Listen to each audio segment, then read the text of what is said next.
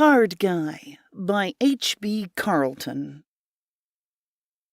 This story appeared in Amazing Stories, April of 1956, and was originally published in Amazing Stories of November 1942. Extensive research by Project Gutenberg did not uncover any evidence that the U.S. copyright had been renewed.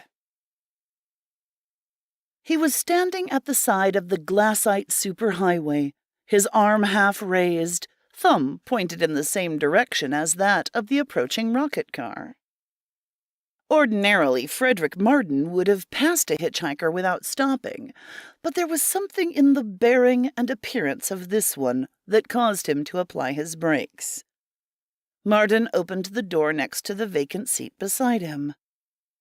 "Going my way?" he asked. A pair of steady, unsmiling blue eyes looked him over. "Yeah." "All right then, hop in." The hitchhiker took his time. He slid into the seat with casual deliberateness and slammed the car door shut. The rocket car got underway once more. They rode in silence for half a mile or so. Finally, Marden glanced questioningly at his companion's expressionless profile. "Where are you headed for?" he asked. "Dentonville."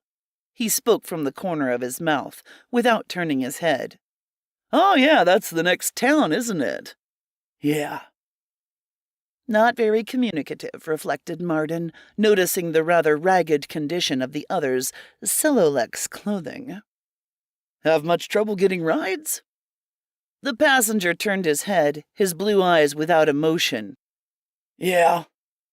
Most guys are leery about picking up hitchhikers. Scared they'll get robbed." Marden pursed his lips, nodded. "Something to that, all right. I'm usually pretty careful myself, but I figured you looked okay." "Can't always tell by looks," was the calm reply. "Course us guys mostly pick out some guy with a swell atomic mobile if we're going to pull a stick-up. When we see an old heap like this one, there's usually not enough dough to make it pay." Marden felt his jaw drop. "Say, you sound like you go in for that sort of thing. I'm telling you right now, I haven't enough cash on me to make it worth your while.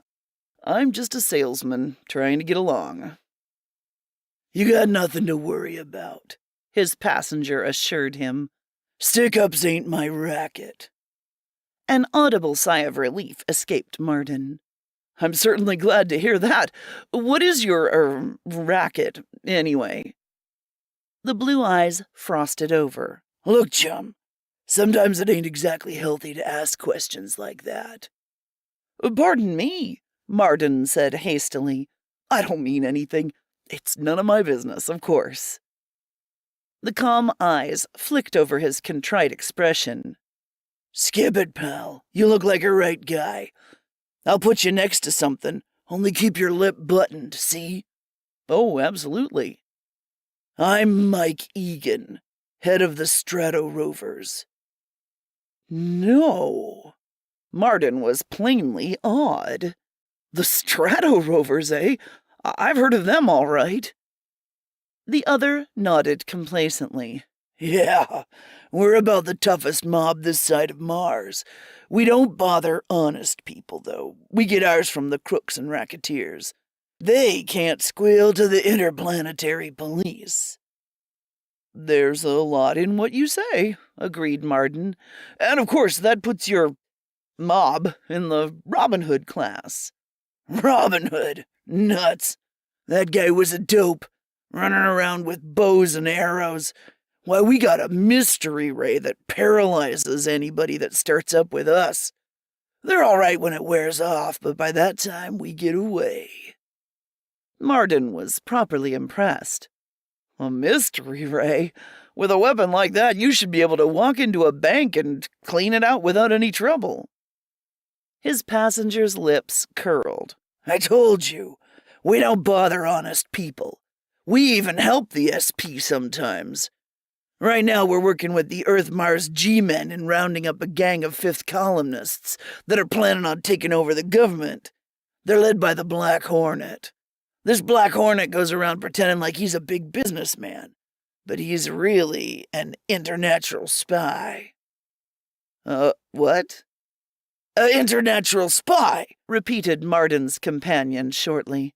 "The EMG men say he's the most dangerous man in the country, but he won't last long with the Strato Rovers on his trail."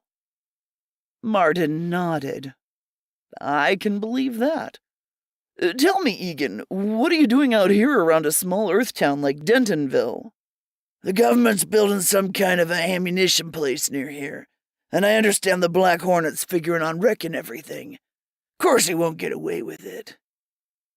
Scattered, plasticade houses on either side of the road indicated they had reached the outskirts of Dentonville.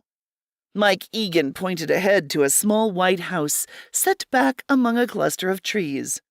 "That's where I'm holed up. Drop me off in front." A young woman in a faded blue satin glass house dress was standing at the gate of the white picket fence.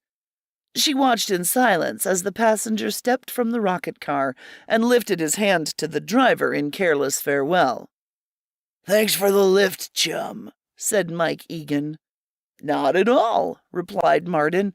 "Glad to have been of service to Mike Egan." The woman smiled to him.